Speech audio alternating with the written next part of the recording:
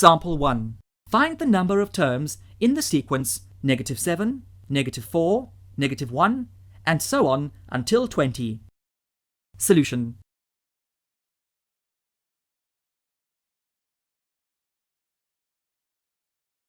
Here, a equals -7 and d equals 3. Since d is a constant, the sequence is an arithmetic sequence. Also, observe in this case that the last given term is 20. Recall that the formula for the nth term of an arithmetic sequence is Tn equals a plus n minus 1 times d. Substituting the values in the equation for the last given term, we get Tn equals 20 equals -7 plus n minus 1 times 3. Therefore, n equals 10. The number of terms is 10. When solving for n, be sure that your answer is a positive integer.